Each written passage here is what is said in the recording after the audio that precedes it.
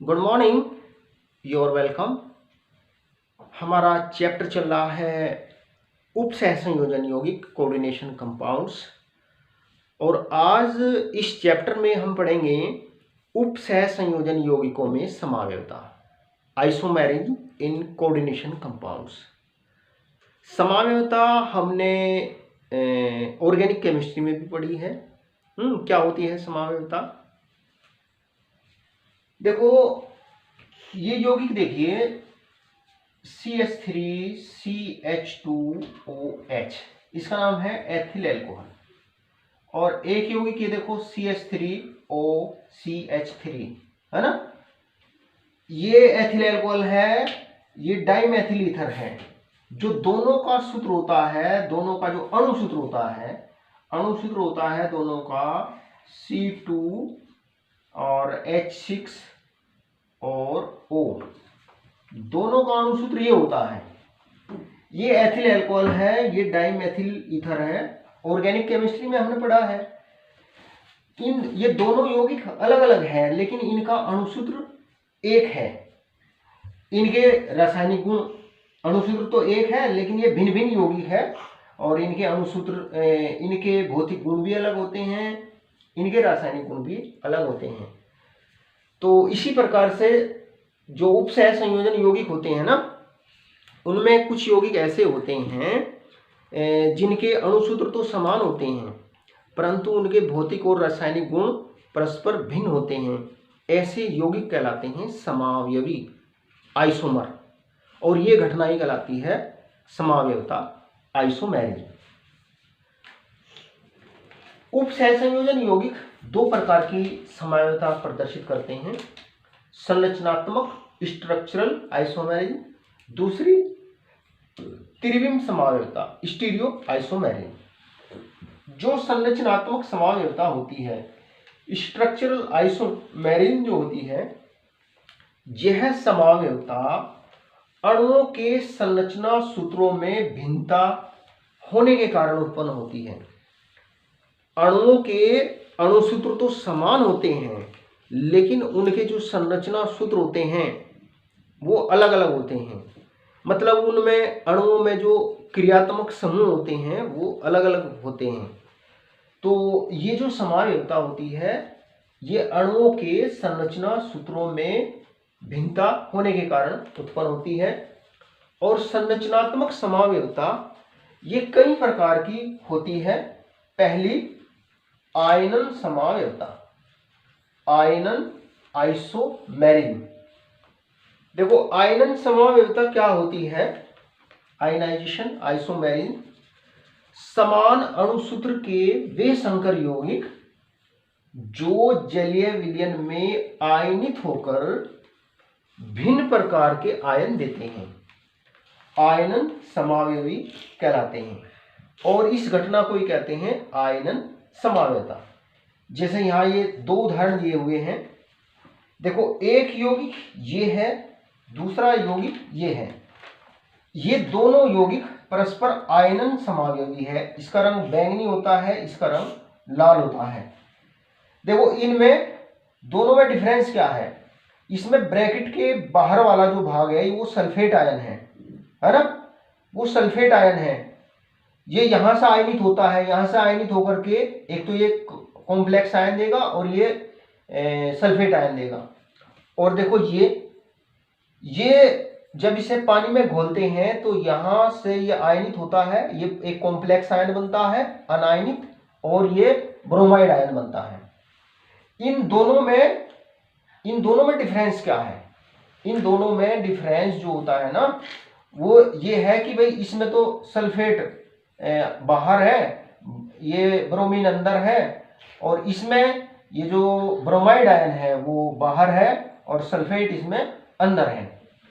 तो ये जब इनको पानी में घोलते हैं तो ये भिन्न प्रकार के आयन देते हैं। देखो, ये तो सल्फेट आयन देता है, ये वाला सल्फेट आयन नहीं देता, ये ब्रोमाइड आयन देता है। ऋण आयनों में ये ब्रोमाइड आयन देता है, ये सल्फेट आयन देता है। ऐसे ये देखो, ये आयनन समावयवी हैं दोनों यौगिक। आयनन समावयवी कैसे हैं? देखो ये वाला भाग, ब्रैकेट वाला भाग जो है ये नॉन आयनाइजेबल होता है, आयनित नहीं होता। बाहर वाला भाग, ये 2 ब्रोमाइड आयन इसमें लगे हुए हैं, ये आयनित होता है। अच्छा, इसमें भी जो अंदर का पार्ट है वो आयनित नहीं होता, इसमें बाहर वाला भाग ये आयनित होता है। तो देखो इनमें जो चीजें इसमें हैं वही चीजें इसमें हैं, लेकिन इसमें जो आयनित होने वाला जो आयन है, ऋण आयन, वो ब्रोमाइड है ना, और इसमें आयनित होने वाला आयन क्लोराइड है। इसमें ये क्लोरीन जो है ना ये अंदर है, और इसमें ये जो क्लोरीन है क्लोराइड आयन के रूप में ये बाहर है। तो ये जलीय विलयन में आयनित होकर के ये भिन्न प्रकार के आयन देते हैं। तो समान अणुसूत्र के वे संकर यौगिक जो जलीय विलयन में आयनित होकर के भिन्न प्रकार के आयन देते हैं आयनन समावयवी कहलाते हैं, और इस घटना को ही कहते हैं आयनन समावयवता। अब देखते हैं उप सहसंयोजन समावयवता में जो संरचनात्मक समावयवता होती है उसका अगला प्रकार उप सहसंयोजन समावयवता। क्या होती है उप सहसंयोजन समावयवता? यह समावयवता उन संकर यौगिकों में पाई जाती है जिनमें धनायन और ऋणायन दोनों संकर आयन होते हैं तथा धातु आयन से जुड़े लिगेंड्स का परस्पर विनिमय हो जाता है। देखो यह समावयवता उन संकर यौगिकों में पाई जाती है जिनमें धनायन, ये ऋणायन, ये दोनों ही कॉम्प्लेक्स आयन होते हैं, संकर आयन होते हैं, और इनसे जो लिगेंड्स जुड़े होते हैं, इससे ये जुड़ा हुआ है एथेन 1,2 डायमीन, इससे ये साइनिडो समूह जुड़ा हुआ है, इनका विनिमय हो जाता है। देखो इसमें तो ये समूह जुड़ा हुआ है और ये दोनों समूहों का एक्सचेंज हो जाता है। ये जो साइनो समूह है, साइनिडो समूह, ये इसमें जुड़ गया, ये वाला समूह इसमें जुड़ गया, है ना। ऐसे इसमें है, ये एक अलग यौगिक है, ये एक अलग यौगिक है, इसमें ये जो लिगेंड है इनका विनिमय हो जाता है। जो धातु परमाणु या आयन होता है उससे जो लिगेंड जुड़े होते हैं ना उनका परस्पर एक्सचेंज हो जाता है। तो यह समावयवता उन यौगिकों में पाई जाती है जिनमें धनायन और ऋणायन दोनों ही संकर आयन होते हैं तथा धातु आयन से जुड़े लिगेंड्स का परस्पर विनिमय हो जाता है। देखो संरचना सूत्र देखकर आपको पता लग जाना चाहिए कि ये कौन सी समावयवता प्रदर्शित कर रहे हैं। ऐसे ही इससे पहले आयनन समावयवता बताइए आपको, है ना। तो यौगिकों के संरचना सूत्र देख करके आपको ये पता लग जाना चाहिए कि ये यौगिक किस प्रकार की समावयवता प्रदर्शित कर रहे हैं। तो ये परस्पर क्या है, ये उपसह संयोजन समावयवी है और यौगिकों द्वारा उपसह संयोजन समावयवियों के द्वारा प्रदर्शित समावयवता ही कहलाती है उपसह संयोजन समावयवता। अगली संरचनात्मक समावयवता है वेरी इंपॉर्टेंट, बंधनी या लिंकेज समावयवता। लिंकेज आइसोमेरिज्म क्या होती है? यह समावयवता उन संकर यौगिकों में पाई जाती है, यह समावयवता उन संकर यौगिकों में पाई जाती है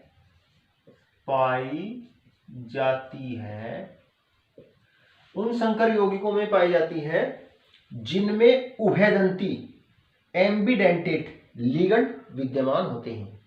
उभयदंती लिगेंड में दो भिन्न दाता परमाणु उपस्थित होते हैं जिससे वह केंद्रीय धातु परमाणु से दो भिन्न प्रकार से आबंधित हो सकता है। जैसे ये समूह, ये नाइट्रिटो समूह है साइनिडो, ये थायोसाइनेटो या इसको आइसोथायनेटो समूह कहते हैं, जब ये N यहाँ पे होता है तो इसको आइसोथायोसाइनेटेड समूह कहते हैं। आदि उभयदंती लिगेंड है। देखो उभयदंती लिगेंड वे होते हैं जिनमें दो भिन्न दाता परमाणु उपस्थित होते हैं।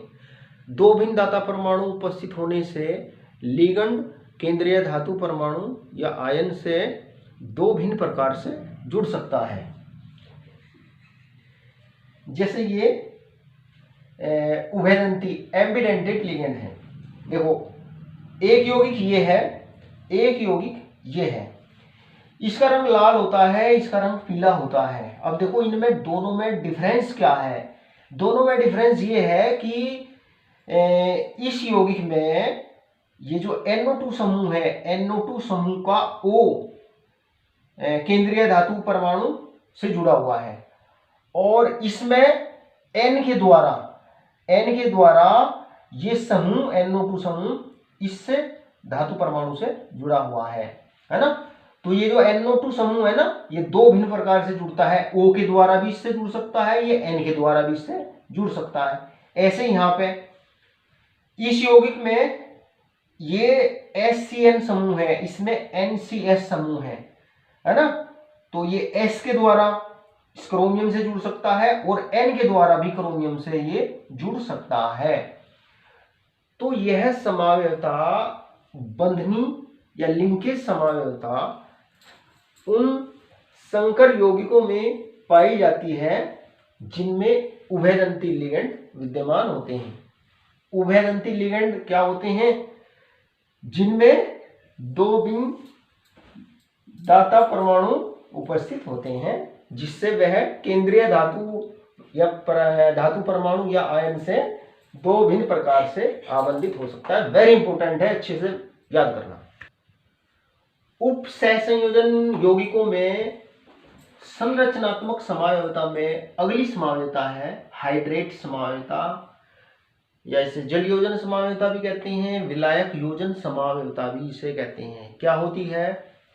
इस प्रकार की समावयवता उप सह संयोजन मंडल तथा आयनन मंडल में उपस्थित जल के अणुओं की संख्या में अंतर के कारण उत्पन्न होती है। जैसे CrCl3.6H2O के 3 हाइड्रेट समावयवी संभव है। देखो इसमें 6 के 6 अणु जल के वो उपसह संयोजन मंडल के अंदर है ना। इसकी जो उपसह संयोजन संख्या होती है क्रोमियम की कितनी होती है? कुल 6 होती है ना। अब इसमें से एक H2O अणु बाहर रख दिया, इस यौगिक में एक H2O अणु बाहर है, एक Cl अंदर है, उपसह संयोजन संख्या 6 होती है ना। अब इसमें 2 H2O अणु बाहर रख दिए, 2 Cl अंदर रख दिए है ना। तो ये जो यौगिक है इनमें अंतर क्या है? इनमें अंतर ये है कि जो जल के अणु है ना उप सह संयोजन मंडल में और आयन मंडल में उनकी संख्या में अंतर है। तो इस प्रकार की समावयवता कहलाती है जलयोजन समावयवता या हाइड्रेट समावयवता। यह समावयवता उपसह संयोजन मंडल और आयनन मंडल में जल के अणुओं की संख्या में अंतर होने के कारण उत्पन्न होती है। तो सूत्र देखकर भी आपको पता लग जाना चाहिए कि ये किस प्रकार के समावयवी हैं। ये हाइड्रेट समावयवी है ना। तो ये बात हुई जो उपसह संयोजन यौगिक होते हैं उनकी संरचनात्मक समावयवता की। हमने आपको बताया समावयवता क्या होती है। एक ही अणुसूत्र से दो या अधिक भिन्न यौगिकों का प्रदर्शित होना समावयवता कहलाता है। समावयवता दो प्रकार की होती है, एक संरचनात्मक समावयवता और एक एक त्रिविम समावयवता। जो संरचनात्मक समावयवता होती है ये समावयवता अणुओं के संरचना सूत्रों में भिन्नता होने के कारण उत्पन्न होती है। जो संरचनात्मक समावयवी होते हैं ना उनके संरचना सूत्र अलग अलग होते हैं, अणुसूत्र समान होते हैं। संरचनात्मक समावयवता आपको 4 प्रकार मैंने आपको बताए। एक आयनन समावयवता बताया, है ना, बंधनी समावयवता या लिंकेज समावयवता आपको बताया, एक उपसह संयोजन समावयवता क्या होती है, और ये हाइड्रेट समावयवता।